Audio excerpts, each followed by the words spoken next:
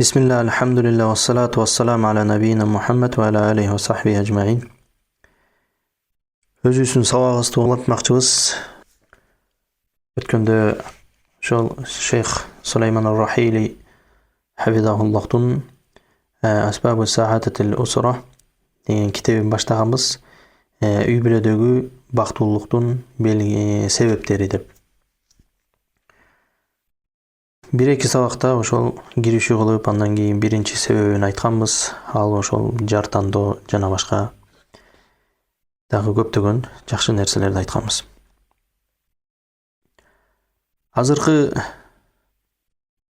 Бул азыркы өтө турган сабак, бул үчүнчү себеп.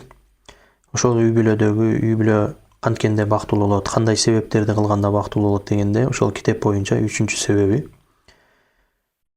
Жана ошондой эле Аллах Таала баарыбызга үй бүлөбүзгө тынчтык берсин, бакубатчылык берсин, жана аманчылык берсин, жана ынтымак берген болсун. Сабагыбызды улантмакчыбыз. Min asbabil sa'adatil usri amrun faqadahu kathirun fi buyutihim al-yawm. Бүгүнкү үй бүлөдөгү бактылуулуктун себептеринин үчүнчү себеби бул дейт Шейх Хафизахулла айтат. Бул нерсени дейт азыркы учурда көптөгөн үйлөрдө, көптөгөн үй бүлө бул нерсени таштап койгон дейт. Бул нерсени кылбай калышкан, бул нерселер. Азыркы себепти айтабыз. Жана ушул нерседе көпчүлүгү багы каплетте жүрүшөт дейт. Ала ва хуа ан юқама фи буюти зикруллахи азза ва жал. Ал нерсе эмне дегенде, ал ошол ар бир үйлөрдө үй бүлө баягы Аллах Тааланы эстеп жүрүүлөрү. Ошол үйлөрүндө Куран окуп, баягы үйлөрүн мазарга айландырбай, жана ошо Аллах Тааланы зикир кылып эстеп эртели кеч, эртең менен кечинде, жана үйдө ошол Бакара сүрөсүн окуп жүрүү, жана жатаарда айтылчу зикирлерди, окулчу сүрөлөрдү окуп жатуулары тууралуу. Ушулар тууралуу Шейх Хафизахулла айтат, ушул нерселерди көпчүлүк үй бүлөлөр, көпчүлүк үйдө ушул нерселерди таштап коюшкан дейт. Ушул нерселерге баягы шалаакылык мамиле кылышат дейт. Жана ошондой эле өкүнүчкө карай көптөгөн азыркы учурда көптөгөн үй бүлөлөр бул Аллах Тааланы үйлөрүндө эстебей, Куран окулбай калышкан.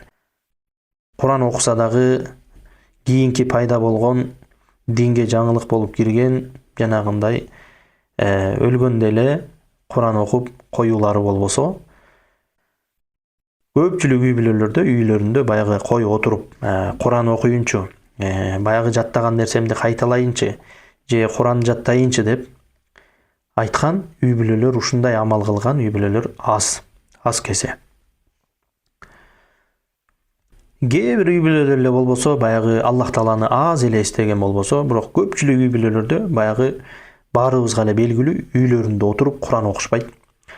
Карып калган атасы деле, карып калган апасы деле Куран окубайт, зикир кылбайт, Аллахты эстеп, мисалы субханалла, альхамдулилля деп жана башка зикирлерди айтпайт. Карып калган ата-энелер деле, апалар деле, жана ошондой эле жаш балдардын ата-энелери дагы баягы балдарына үлгү болуп, өрнөк болуп, баягы Куран окушпайт үйлөрүндө. Жана ошондой эле зикир кылышпайт үйлөрүндө. Тескерисинче, кээ бир үй бүлөлөр баягы үйлөрүндө шайтандын зикирлерин кылышат. Үйлөрүндө ырдашат, музыка угушат, телевизорду даңгыратып, мисалы кино көрүшөт, аякта музыкалар бар. Ушундай шариятка каршы келген нерселерди кылышат. Ал эми Аллах Тааланы эстөөдө, Куран окууда бул нерселерди таштап коюшкан. Албетте, кайсыл үй бүлөдө баягы музыка угулуп жүргөн болсо, ошол жакта дайыма музыка болуп турган болсо, ошол үй бүлөгө ушул күнөө себептүү Аллах Таала ар кандай кыйынчылыктарды жөнөтөт. Жана алар өздөрү ошондой күнөө кылган себепти аял күйөөсүнүн ортосунда, бала менен ата эненин ортосунда ар кандай келишпестиктер, ар кандай машакаттар пайда болот. Аллах Таала бул нерседен бизди сактаган болсун, албетте.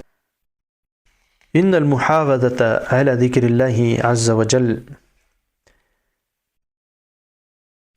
Чындыгында бул Аллах Тааланы эстеп, баягы зикир кылып жүрүү үйдө, деги эле бардык жерде.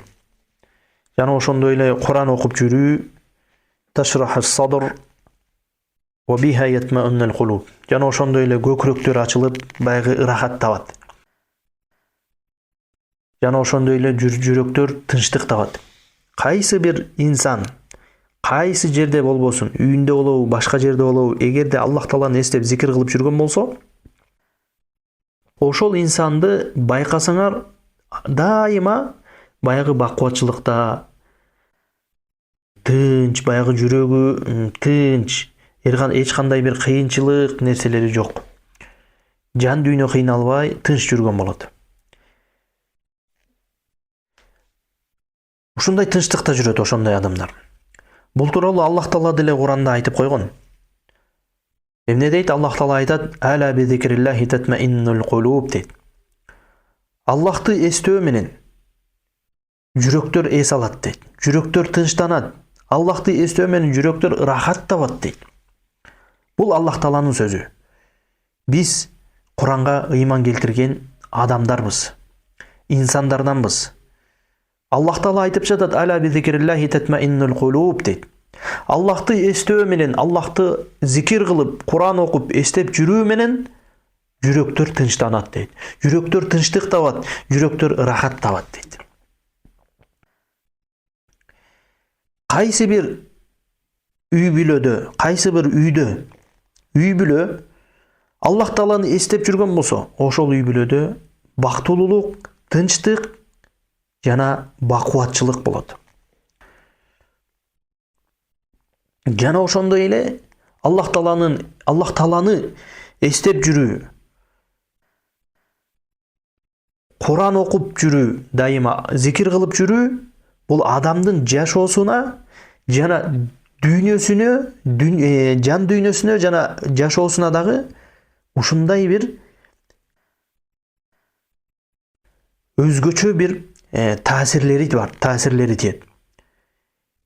Бардыгыбыз эле байкайбыз, дайыма Куран окуп жүргөн инсан кандай башына сыноо келбесин, бир оорчулук келбесин, кыйынчылык келбесин, дайыма эмне менен жүрөт? Баягы инширах садр, баягы көкүрөгү кең болуп, баягы тынчтыкта жүрөт да. Жана ошондой эле Аллахты эстеп жүргөн адам бул тирүү адам.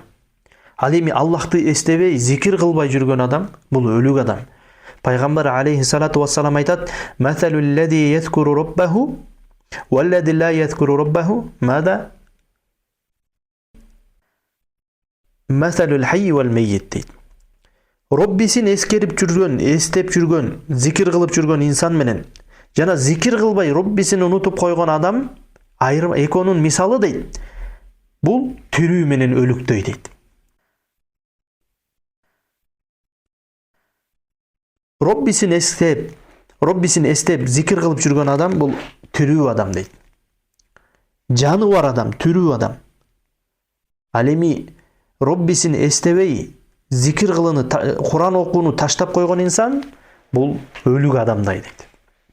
Ал адамдардын арасында жүрсө дагы ал өлүк адам. Ошондуктан туугандар, Аллах Тааланы эстеп жүрүү бул көптөгөн жакшылыктардын ачкычы. Эгерде кайсы бир инсан Куран жаттап, Куран окуп, Аллах Тааланы зикир кылып жүргөн болсо, эстеп жүргөн болсо, көптөгөн жакшылыктарга жетет. Жашоосу тынч болот. Аллах Таала өзүнүн мээрими менен ошонун жашоосуна тынчтык, бакубатчылык, тоокчулук берип коет.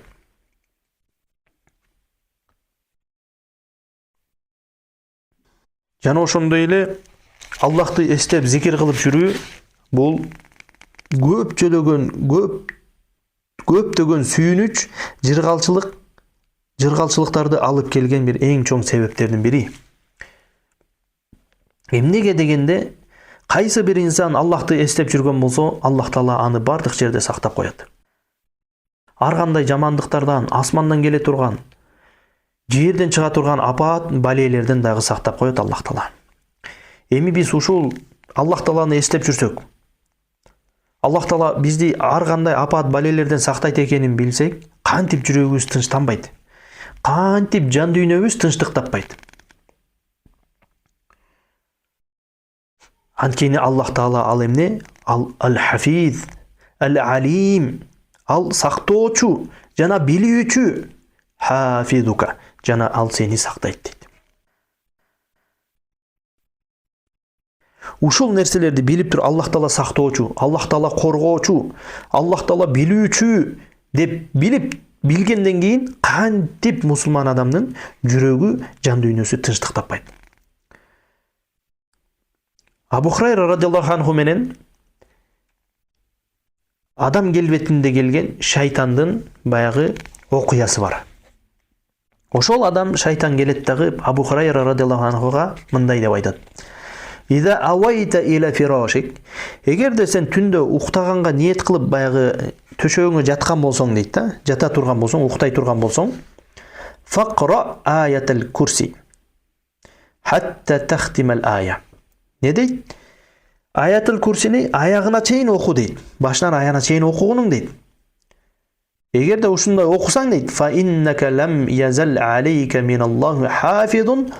Не дейт? Эгерде сен жатаардын алдында аятыл курсини окуп жатсаң, Аллах Таала сени бардык жамандыктардан сактайт дейт. Вала яқрабука шайтанун хатта тусбих. Жана сен таң атканга чейин шайтан сага жолобойт дейт. Жана таң атканга чейин шайтан сага жолобойт дейт. Анан ушул окуяны Абу Хурайра радиаллаху анху пайгамбарыбыз саллаллаху алейхи ва салламга келип айтат, ушул окуяны ушундай болду деп. Анан пайгамбарыбыз саллаллаху алейхи ва саллам Абу Хурайра радиаллаху анхуга айтат, садақака ва хуа кадуб дейт. Ал сага акыйкат сөздү айтты. Шайтан сага акыйкат сөздү айтты дейт, бирок ал жалганчы дейт. Мынакей туугандар, биз түндө жатып атканда аятыл курсуну бир эле жолу окуп койгон болсок, башынан аяғына чейин, Аллах Таала бизди бардык жамандыктан, шайтандын жолоосунан, жин шайтандан бизди сактайт экен. Эми ушул нерсени билип туруп кантип биздин жүрөктөр тынчтык таппайт, жан дүйнө тынчтык таппайт. Жана ошондой эле пайгамбарыбыз алейхиссалату вассалам башка сахих хадисте мындай дейт: "Мен қараа бил аятейни мин ахир суратил Бақара фи лейлатин кафатаху." Кимде ким түндө жатаарда баягы уктар алдында Бакара сүрөсүнүн акыркы 2 аятын окуса, ага жетиштүү болот дейт. Жетиштүү болот дегенде алымдар 2 маанини айтышкан. Биринчиси ибадат маанисинде жетиштүү болот. Бул кечинде жатаарда Бакара сүрөсүнүн акыркы 2 аятын окуу бул чоң ибадаттардан. Жана кафатаху мин кулли шаррин би фадрилла ва яхфазуллаху азза ва жалла бидалик. Ушул 2 аят Аллах Таала өзүнүн пазилети менен ушул аятта 2 аятты окууң менен сени бардык жамандыктардан коргоп сактап коет дейт. Эми ушул нерселерди окуп, ушул нерселерди билип аткандан кийин мусулман адамдын жүрөгү тынчтык табат албетте.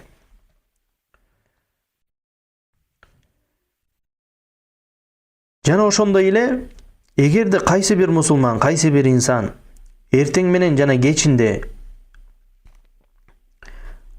мындай зикирди айтып жүргөн болсо, анда аны асмандан жана жерден келе турган бардык жамандык, бардык апат балелерден, жамандыктардан, апат балелерден Аллах Таала сактап коет. Пайгамбар алейхиссалату вассалам айтат: "Ман кала бисмиллахи аллади ла ядурру ма исмихи шей'ун фил арди ва ла фис сама ва хува ас-самиул алим." 3 маррат. Ушул күнүмдү, же болбосо ушул кечимди, түнүмдү Аллахтын ысымы менен баштаймын. Аллах ушундай зат, анын ысымы менен жүрсөк, жер асмандагы эч нерсе зыян жеткире албайт дейт. Ва хува самиун алим, Аллах угуучу жана билүүчү дейт.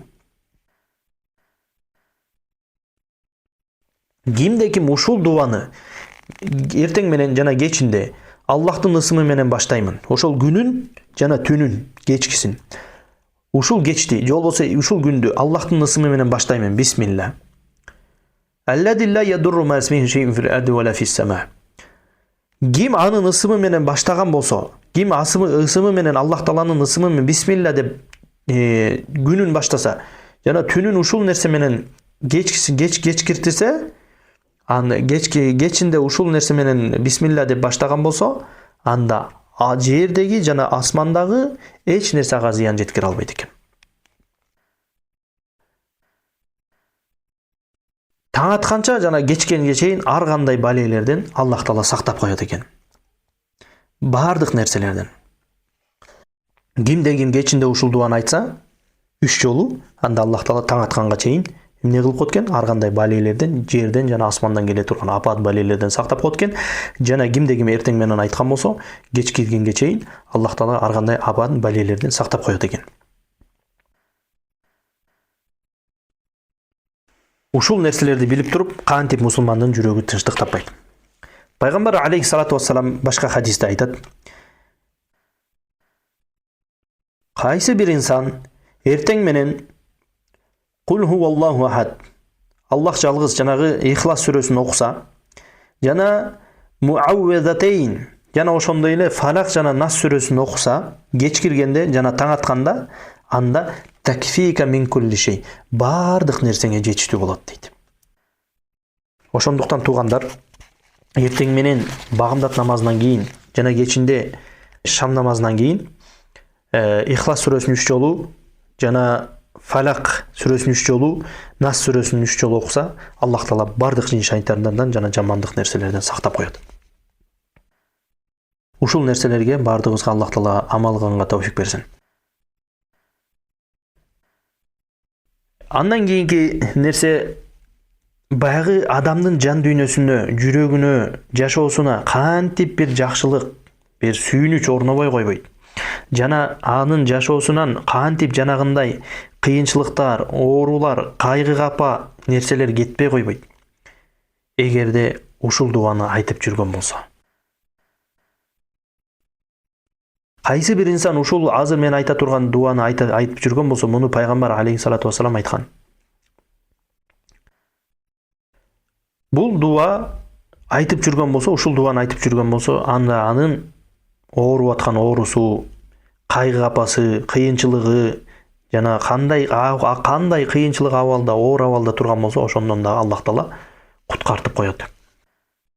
Пайгамбар саллаллаху алейхи вассалам айтат: "Мен асабаху хаммун ау гаммун ау сақамун ау шиддатун", кимге дейт, кимдин башына бир кыйынчылык, жүрөктү кыскан нерсе, же болбосо бир кайгы, же болбосо бир оору, же бир кыйынчылык келген болсо дейт, анда муну айтсын дейт: "Фақала Аллаху Рабби ла шарика лаху, кушифа залика анху".